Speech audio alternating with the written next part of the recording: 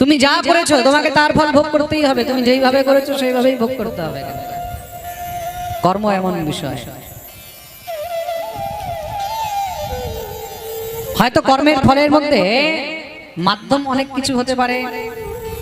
তুমি আজকে কর্ম করেছো, হয়তো তার ফল ভোগ করতে একটু সময় লাগতে পারে, তা বলে কখনো এটা মনে করবে না যে আমি বেঁচে গেছি। যা তুমি কর্ম করেছো তোমাকে তার ফল ভোগ করতেই হবে, এটার মধ্যে কোনো সংশয় নেই। আজ পর্যন্ত কর্মের ফল প্রারব্ধ থেকে কেউ বাঁচতে পারেনি, একমাত্র ঈশ্বরের কৃপা ছাড়া, একমাত্র বা ঈশ্বরের ইচ্ছা ছাড়া এই সংসারে মহারাজ প্রারব্ধ থেকে, কর্মফল থেকে কেউ কিন্তু বাঁচতে পারেনি। যে যেমন কর্ম করেছে তাকে তেমন ফল ভোগ করতেই হবে। ধুন্দুলি কপট করেছে, পাপ করেছে, ধোঁকা করেছে, তার জন্য আজকে তার এই স্থিতি হয়েছে।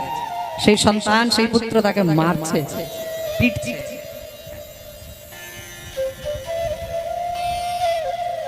পেটে যদি ধারণ করতো তাহলে আজকে পিঠে মার পড়তো না। পেটে ধারণ করেনি, পিঠে তো মার পড়বে। প্রেম সে বলো রাধে রাধে।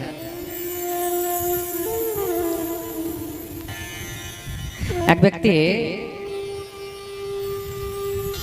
কোথাও যাত্রায় যাচ্ছে, এক জায়গা থেকে আরেক জায়গায় যাচ্ছে, চলতে চলতে রাস্তায় হঠাৎ করে দূরে খুব সুন্দর একটা আমের গাছ দেখেছে। খুব সুন্দর বাগান, বাগানের মধ্যে আম গাছ। দূর থেকে মহারাজ সেই আম গাছের মধ্যে খুব সুন্দর ফল দেখেছে, কি আম। খিদেও লেগেছে, আম দেখে সঙ্গে সঙ্গে মনে ইচ্ছা হলো যদি একটু খেতাম।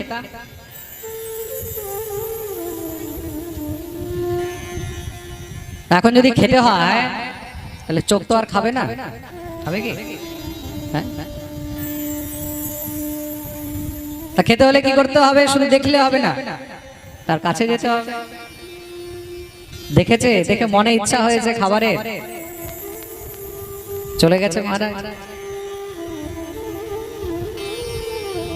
পা দিয়ে হেঁটে গেল, গিয়ে ওখানে মহারাজ এখন আমটাকে তো নামাতে হবে, গাছ থেকে পাড়তে হবে, তুলতে হবে, তাহলে খাবে কি করে? সঙ্গে সঙ্গে মহারাজ হাত দিয়ে আমটাকে নামালো। খুব সুন্দর সুন্দর বেছে বেছে ভালো ভালো আম নামিয়েছে, হাত দিয়ে নামিয়েছে। এবার খাবে কি দিয়ে? চোখ দিয়ে তো খাওয়া যাবে না, হাত দিয়েও খাওয়া যাবে না, পা দিয়েও খাওয়া যাবে না। খেয়েছে কি দিয়ে? মুখ দিয়ে। খুব সুন্দর করে মহারাজ খেয়েছে। এখন খাবার পরে আমগুলো গেছে কোথায়?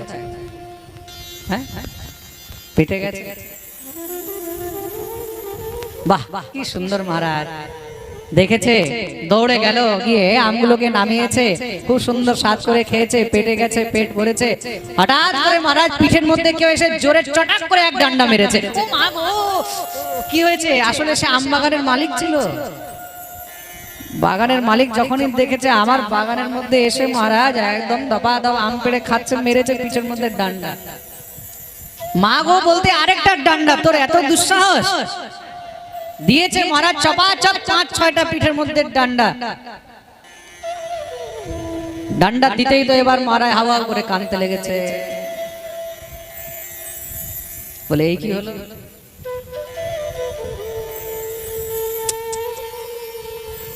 বলে আমকে দেখেছে কে? চোখ। তার কাছে গেছে কে? পা। আমটাকে পেড়েছে কে? হাত। আমটাকে খেয়েছে কে? জোরে বলো। মুখ। আমটা গেছে কোথায়? পেটে। পিঠের কোনো রোল ছিল? পিঠের কোনো রোল ছিল? কিন্তু মাঠটা কে খেয়েছে? কে খেয়েছে? অনেক সময় জীবনে এরকম অনেকবার হয়ে যায়। হয়তো জীবনে আমরা দোষ কিছু করলাম, ঘরের মধ্যে দোষ কেউ করলো, কিন্তু বাকিদেরকেও তার ফল ভোগ করতে হয়।